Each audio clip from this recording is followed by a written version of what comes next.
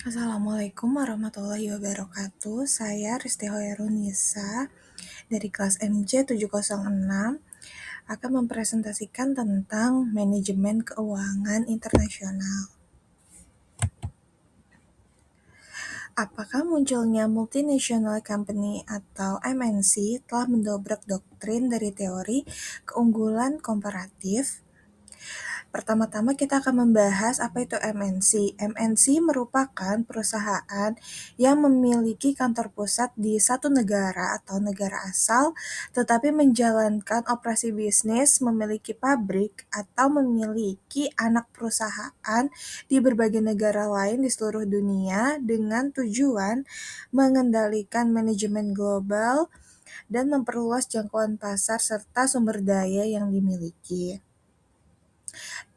Selanjutnya, apa itu teori keunggulan komparatif? Teori keunggulan komparatif ini dikemukakan oleh David Ricardo, yaitu negara akan mengekspor barang yang dapat diproduksi dengan biaya relatif lebih rendah dan mengimpor barang yang biaya relatifnya lebih tinggi. Namun, kemunculan MNC menentang doktrin ini melalui beberapa argumen.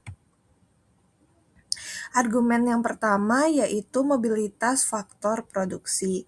Teori klasik mengasumsikan tenaga kerja dan modal tidak bergerak lintas negara. MNC justru sebaliknya. MNC memindahkan modal, teknologi, dan manajemen ke berbagai negara.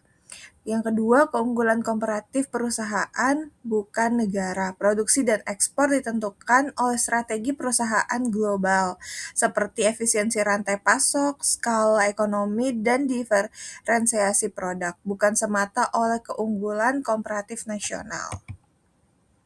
Kemudian internalisasi dan intra-firm trade.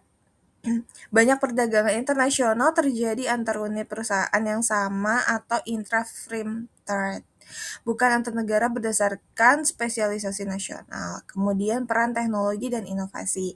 MNC membawa teknologi canggih ke negara berkembang, menciptakan keunggulan buatan yang tidak dijelaskan oleh teori klasik.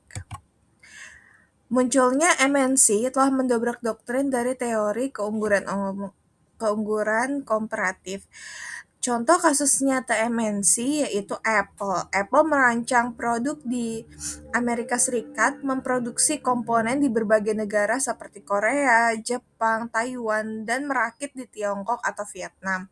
Kemudian dia memasarkan produknya secara global.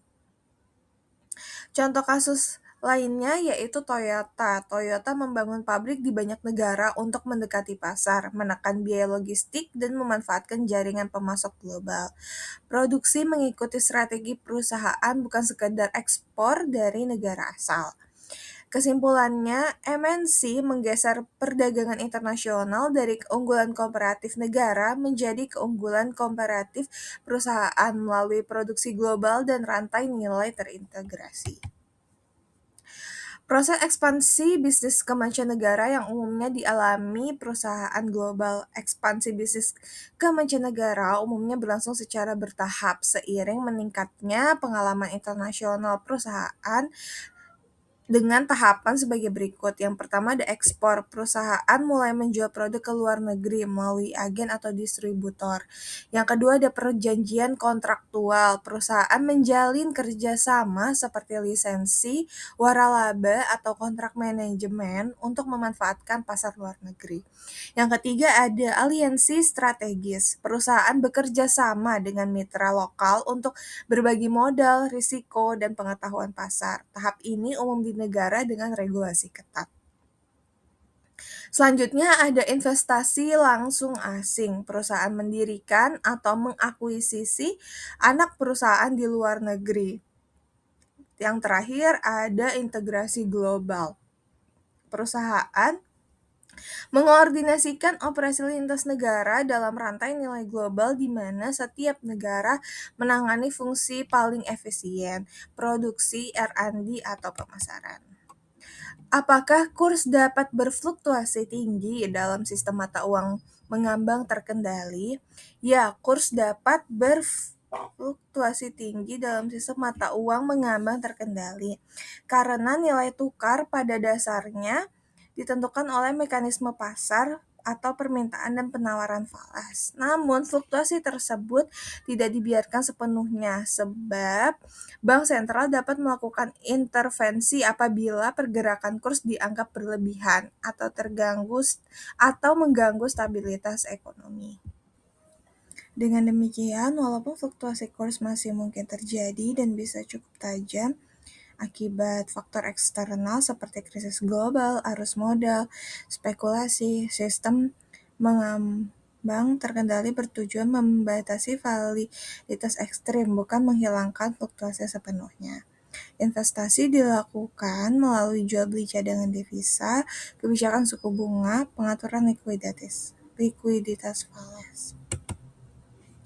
Alasan-alasan manajer keuangan suatu perusahaan dan investor berkepentingan dengan neraca pembayaran suatu negara, yaitu memprediksi pergerakan nilai tukar, menilai risiko investasi dan bisnis internasional, menentukan kebijakan pendanaan dan melindungi nilai atau hedging, memprediksi kebijakan pemerintah dan bank sentral.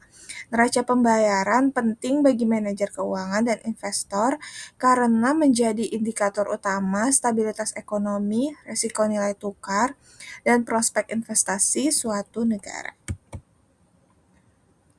PowerPoint ini secara keseluruhan membahas konsep utama ekonomi internasional, meliputi peran perusahaan multinasional atau MNC dalam perdagangan global, proses ekspansi bisnis internasional, sistem nilai tukar mengambang terkendali, serta pentingnya neraca pembayaran dalam pengambilan keputusan bisnis dan investasi. Manfaat yang diperoleh adalah memahami dinamika ekonomi internasional modern, mengetahui peran MNC dalam perdagangan dan investasi global, memahami hubungan antara nilai tukar, neraca pembayaran, dan kebijakan ekonomi, meningkatkan kemampuan analisis terhadap risiko bisnis dan investasi internasional. Demikian presentasi saya pada hari ini, kurang lebihnya mohon maaf. Terima kasih. Wassalamualaikum warahmatullahi wabarakatuh.